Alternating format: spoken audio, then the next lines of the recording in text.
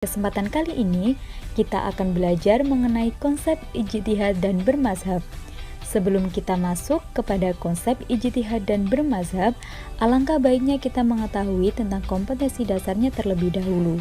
Yang pertama, menghayati nilai-nilai positif dari konsep ijtihad dan bermazhab dalam pelaksanaan hukum Islam. Yang kedua, mengamalkan sikap cinta ilmu dan tanggung jawab sebagai implementasi dari pengetahuan konsep ijtihad dan bermazhab dalam pelaksanaan hukum Islam. Yang ketiga, mengevaluasi konsep ijtihad dan bermazhab dalam pelaksanaan hukum Islam. Yang keempat, mengkomunikasikan hasil evaluasi tentang konsep ijtihad dan bermazhab dalam pelaksanaan hukum Islam. Adapun indikatornya, yang pertama, menerima nilai-nilai positif dari konsep ijtihad dan bermazhab dalam pelaksanaan hukum Islam. Yang kedua, menjunjung tinggi nilai-nilai positif dari konsep ijtihad dan bermazhab dalam pelaksanaan hukum Islam. Yang ketiga, menjalankan sikap cinta ilmu dan tanggung jawab sebagai implementasi dari pengetahuan konsep ijtihad dan bermazhab dalam pelaksanaan hukum Islam. Yang keempat, mengamalkan sikap cinta ilmu dan tanggung jawab sebagai implementasi dari pengetahuan konsep ijtihad dan bermazhab dalam pelaksanaan hukum Islam. Selanjutnya, menggali konsep ijtihad dan bermazhab dalam pelaksanaan hukum Islam. Selanjutnya, menyelidiki konsep ijtihad dan bermazhab dalam pelaksanaan hukum Islam. Kemudian, mengaitkan konsep ijtihad dengan konsep bermazhab dalam pelaksanaan hukum Islam. Selanjutnya, mengevaluasi konsep ijtihad dan bermazhab dalam pelaksanaan hukum Islam. Selanjutnya, mendiskusikan hasil evaluasi tentang konsep ijtihad dan bermazhab dalam pelaksanaan hukum Islam. Dan yang terakhir, menyimpulkan hasil evaluasi tentang konsep ijtihad dan bermazhab dalam pelaksanaan hukum Islam. Materi pertama yang akan kita bahas adalah pengertian dari ijtihad. Pengertian ijtihad dari bentuk kata fi'il madhi jahada yang bentuk masdarnya yaitu jahdun, artinya adalah kesungguhan atau sepenuh hati atau serius. Ijtihad adalah sebuah usaha yang sungguh-sungguh yang sebenarnya bisa dilaksanakan oleh siapa saja yang sudah berusaha mencari ilmu untuk memutuskan suatu perkara yang tidak dibahas dalam Al-Quran maupun Al-Hadis dengan syarat menggunakan akal sehat dan pertimbangan yang matang. Dasar hukum ijtihad. Ijtihad dapat dipandang sebagai salah satu metode menggali sumber hukum Islam yang menjadi landasan hukum untuk melakukan ijtihad baik melalui dalil yang jelas maupun isyarat. Di antaranya firman Allah Subhanahu wa taala dalam Quran surah An-Nisa ayat 59. Bismillahirrahmanirrahim. Ya ayyuhalladzina amanu athi'ullaha wa athi'ur rasul wa ulil amri minkum. فَإِن تَنَازَعْتُمْ فِي شَيْءٍ فَرُدُّوهُ إِلَى اللَّهِ وَالرَّسُولِ إِن كُنتُمْ تُؤْمِنُونَ بِاللَّهِ وَالْيَوْمِ الْآخِرِ ذَلِكَ خَيْرٌ وَأَحْسَنُ تَأْوِيلًا. Yang artinya, hai orang-orang yang beriman, taatilah Allah dan taatilah Rasul-Nya dan ulil amri di antara kamu. Kemudian jika kamu berlainan pendapat tentang sesuatu, maka kembalikanlah ia kepada Allah atau Al-Quran dan Rasul atau sunnahnya. Jika kamu benar-benar beriman kepada Allah dan hari kemudian, yang demikian itu lebih utama bagimu dan lebih baik akibatnya. Ayat di atas, Allah memerintahkan untuk selalu mengembalikan setiap terjadi perbedaan pendapat kepada Allah dan Rasul-Nya. Cara yang ditempuh dalam mengembalikan perbedaan pendapat tersebut yaitu dengan cara ijtihad, dengan memahami kandungan makna dan prinsip-prinsip hukum yang terdapat pada ayat-ayat Al-Quran dan Al-Hadis, kemudian menerapkan makna dan prinsip tersebut pada persoalan yang sedang dihadapi. Hukum ijtihad. Secara umum, Hukum ijtihad itu wajib bagi seorang yang sudah mencapai tingkat faqih atau mujtahid. Jika belum mencapai kedudukan faqih, maka dianjurkan bermazhab. Bertaklid kepada orang lain tidak diperbolehkan bagi seseorang yang sudah mencapai derajat mujtahid. Dalam kedudukannya sebagai faqih yang pendapatnya akan diikuti dan diamalkan oleh orang lain yang meminta fatwa tentang sesuatu, hukum berijtihad tergantung kondisi mujtahid dan umat sekitarnya. Yang pertama, apabila seorang faqih ditanya tentang hukum suatu kasus yang telah berlaku, sedangkan ia hanya satu-satunya faqih yang dapat melakukan ijtihad dan merasa kalau tidak melakukan ijtihad pada saat itu akan berakibat kasus tersebut luput dari hukum, hukum berijtihad bagi faqih tersebut adalah wajib ain. Kemudian yang kedua, apabila seorang faqih ditanya tentang hukum suatu kasus yang berlaku, sedangkan ia adalah satu-satunya faqih waktu itu, tetapi ia tidak khawatir akan luputnya kasus tersebut dari hukum, atau pada waktu itu ada beberapa orang faqih yang mampu melakukan ijtihad, hukum berijtihad bagi faqih tersebut adalah fardu kifayah. Kemudian yang ketiga, apabila keadaan yang ditanyakan kepada faqih tersebut belum terjadi secara praktis, tetapi umat menghendaki ketetapan hukumnya untuk mengantisipasi timbulnya kasus tersebut, ijtihad dalam hal ini hukumnya sunnah. Yang keempat, berijtihad itu hukumnya haram untuk kasus yang telah ada hukumnya dan ditetapkan berdasarkan dalil sharih dan qat'i, dan apabila orang melakukan ijtihad itu belum mencapai tingkat faqih atau mujtahid. Kemudian yang terakhir, dalam menghadapi suatu kasus yang sudah terjadi dalam kenyataan atau belum terjadi, dan kasus tersebut belum diatur secara jelas dalam nas Al-Quran maupun As-Sunnah, sedangkan kualifikasi sebagai mujtahid ada beberapa orang, dalam hal ini hukum berijtihad bagi seorang faqih adalah mubah atau boleh. Sejarah perkembangan ijtihad. Ijtihad dalam sejarah dan perkembangannya telah ada sejak zaman Rasulullah Shallallahu Alaihi Wasallam. Rasulullah Shallallahu Alaihi Wasallam sendiri adalah mujtahid atau ahli ijtihad pertama. Ijtihadnya terbatas dalam masalah-masalah yang belum ditetapkan hukumnya oleh Al-Quran. Apabila hasil ijtihad Rasulullah Shallallahu Alaihi Wasallam itu benar, maka turun wahyu untuk membenarkannya. Dan jika ijtihad Rasulullah itu salah, turun wahyu untuk meluruskan kesalahan itu. Pada masa sahabat, ijtihad mulai banyak dipakai karena dengan wafatnya Rasulullah Shallallahu Alaihi Wasallam, wahyu dengan sendirinya tidak lagi diturunkan, dan hadis juga tidak lagi bertambah. Sementara itu, masalah-masalah yang dihadapi umat Islam bertambah terus dan memerlukan ketentuan hukum. Pada masa Abu Bakar, jika menghadapi sesuatu persoalan dan tidak menemukan nasnya di dalam Al-Quran dan hadis, ia mengumpulkan para sahabat untuk bermusyawarah dan menentukan hukum dari masalah itu. Demikian pula pada masa Umar bin Khattab, Utsman bin Affan, dan Ali bin Abi Thalib. Mereka menggunakan ijtihad terhadap masalah-masalah yang tidak didapati nasnya di dalam Al-Quran dan sunnah Rasulullah Shallallahu Alaihi Wasallam. Sesudah masa sahabat, ijtihad semakin berkembang. Hal ini ditandai dengan munculnya mujtahid-mujtahid besar seperti Abdullah bin Umar bin Khattab, Ibnu Syihab Az-Zuhri, Abdullah bin Abbas, Alqamah bin Qais, Anas bin Malik, Umar bin Abdul Aziz, Abdullah bin Amr, dan Wahab bin Munabbih. Ijtihad mengalami perkembangan yang paling pesat pada abad ke-2 sampai dengan abad ke-4 Hijriyah. Masa itu dikenal dengan periode pembukuan sunnah serta fikih dan munculnya mujtahid-mujtahid terkemuka yang kemudian dikenal sebagai imam-imam mazhab, yaitu Imam Malik, Imam Hanafi, Imam Syafi'i, dan Imam Ahmad bin Hanbal atau Imam Hambali. Setelah abad ke-4 Hijriyah, perkembangan ijtihad mengalami kemunduran, bahkan muncul pendapat bahwa pintu ijtihad telah tertutup. Hal ini disebabkan karena umat Islam merasa cukup dengan pendapat-pendapat mujtahid sebelumnya.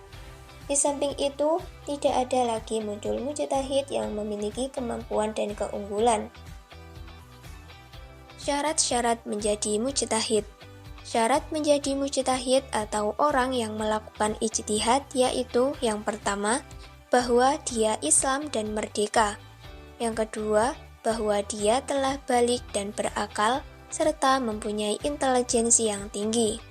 Ketiga, mengetahui dalil nakliyah dan kehujjahannya. Keempat, mengetahui bahasa Arab dan berbagai disiplin ilmu yang berkaitan dengan bahasa, yaitu nahwu, shorof, balaghah, dan lain-lain serta problematikanya. Hal ini antara lain karena Al-Quran dan As-Sunnah ditulis dengan bahasa Arab. Kelima, mengetahui ayat-ayat dan hadis-hadis yang berhubungan dengan hukum, meskipun dia tidak menghafalkannya.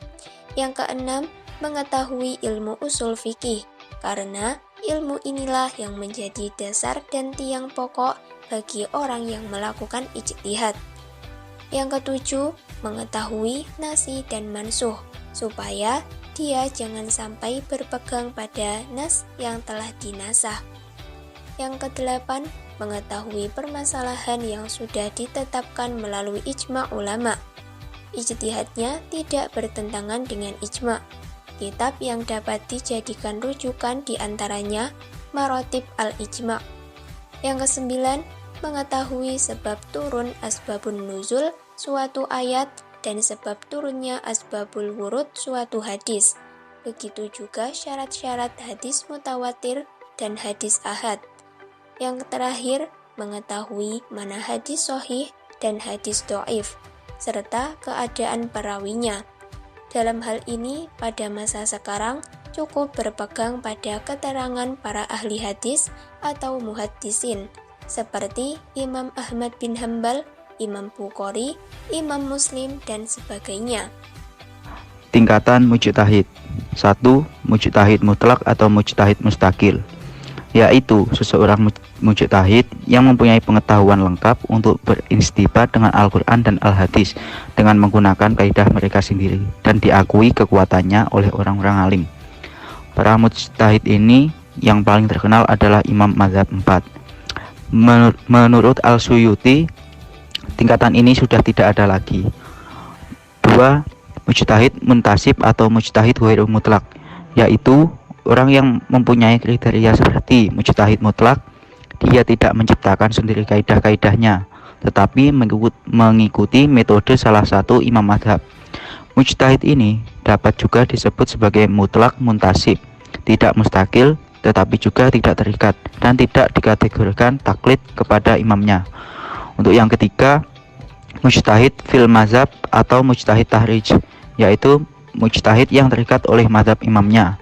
Memang dia diberi kebebasan dan menentukan berbagai landasannya, berbagai dalil, berdasarkan dalil, tetapi tidak boleh keluar dari kaidah-kaidah yang telah dipakai imamnya.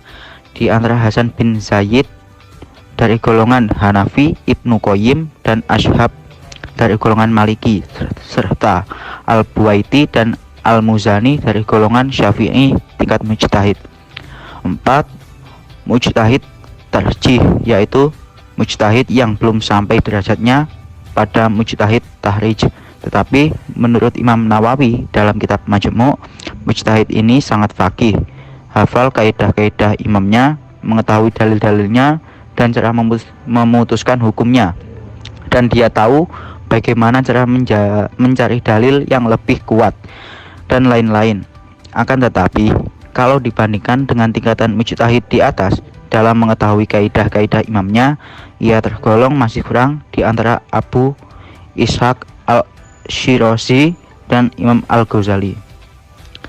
5.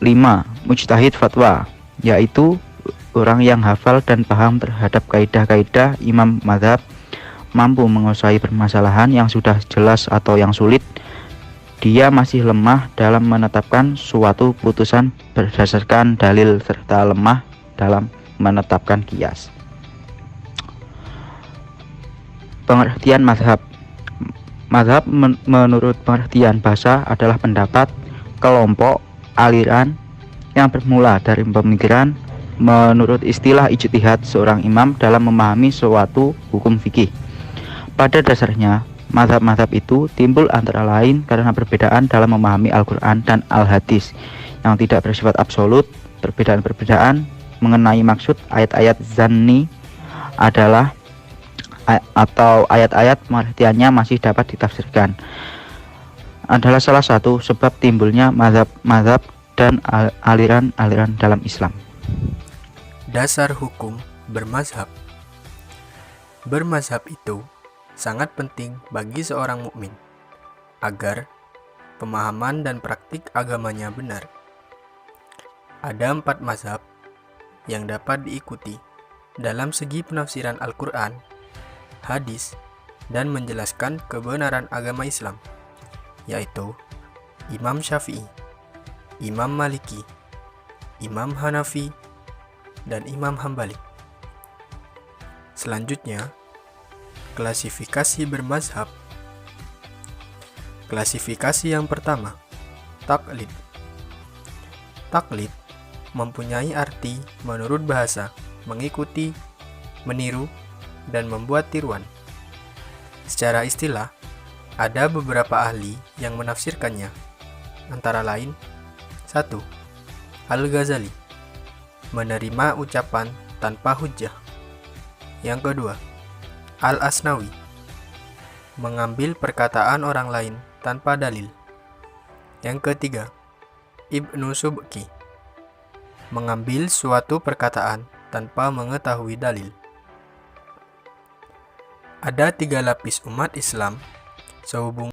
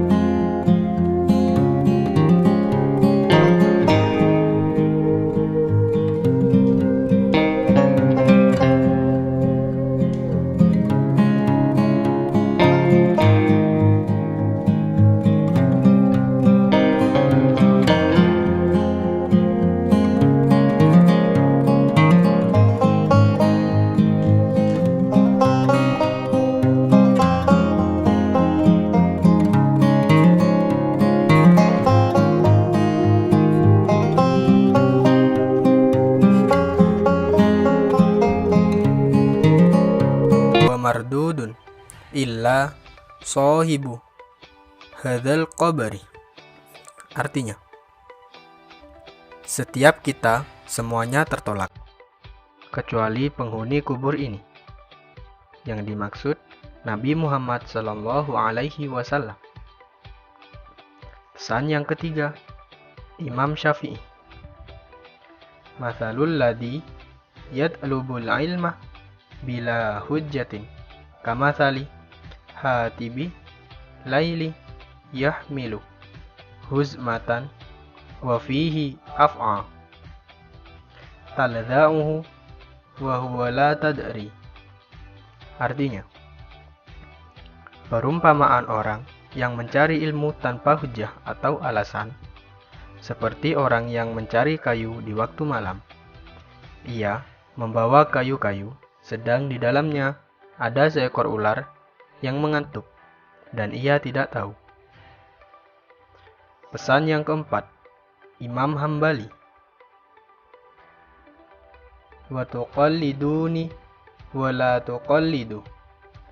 Malik wa la Tsauri wa lal Auza'i wa khud min haitsu akhadu. Artinya, jangan mengikuti atau taklid kepadaku, atau Malik, atau Tsauri, atau Auza'i. Tetapi, ambillah dari mana kami mengambil. Klasifikasi yang kedua, ittiba. Ittiba mempunyai arti bahasa mengikuti. Sedangkan, menurut istilah, ittiba ialah menerima atau mengikuti perkataan orang yang mengatakan, sedangkan engkau mengetahui atas dasar apa ia berpendapat demikian. Berikutnya, hukum ittiba. Seorang mukmin wajib mengikuti ittiba kepada Nabi Muhammad SAW supaya setiap perbuatannya sesuai dengan tuntunan Allah Subhanahu wa taala dan Rasul-Nya. Allah Subhanahu wa taala berfirman, Bismillahirrahmanirrahim. Qul in kuntum tuhibbunallaha fattabi'uni yuhyikumullahu wa yaghfir lakum dunubakum wallahu ghafurur rahim. Artinya, katakanlah, jika kamu benar-benar mencintai Allah, ikutilah aku. Niscaya Allah mengasihi dan mengampuni dosa-dosamu. Allah Maha Pengampun, lagi Maha Penyayang. Quran Surat Ali Imran, ayat 31. Berikutnya, tujuan ittiba. Ittiba itu perbuatan yang utama, bahkan wajib hukumnya, bagi umat Islam yang tidak mampu berijtihad sendiri.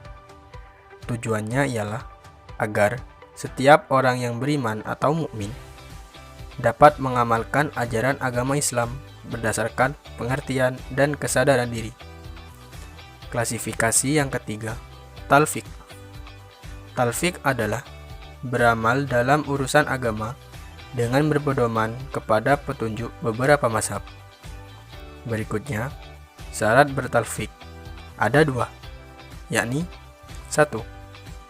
Pendapat yang dikemukakan oleh mazhab lain itu dinilainya lebih bersikap hati-hati dalam menjalankan agama. Yang kedua, dalil dari pendapat yang dikemukakan mazhab itu dinilainya kuat dan rajih.